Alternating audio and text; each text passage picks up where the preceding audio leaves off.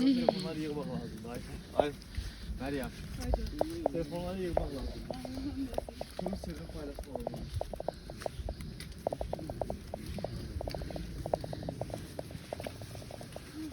Yo. O taraf Kırız tarafta.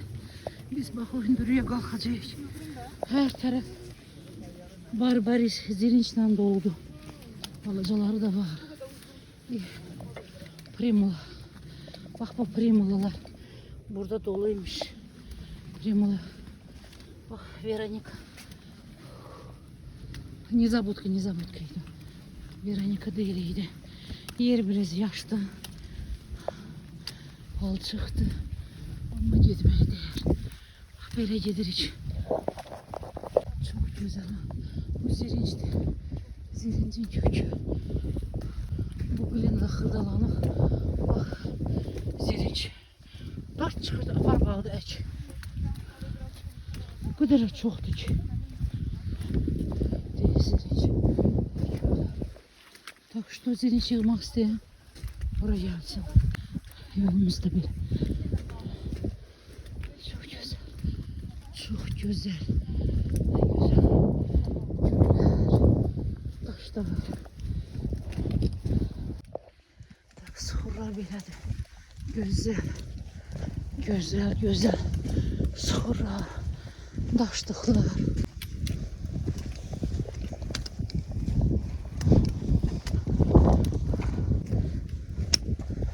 Adam doymur.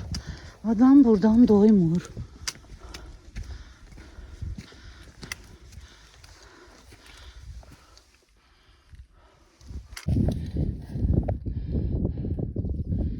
Güzellik.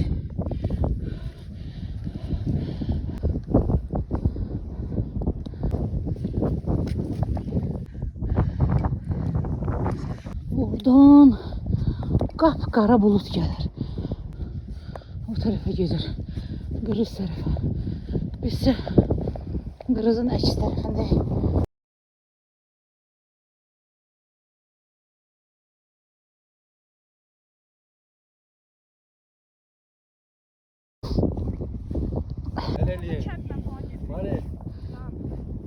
Oraya yoldu bak. O dağların başı. Sen güle bakın. Cemaat güle bakın. Ne güzel güldü. Oy da ne güzeldi.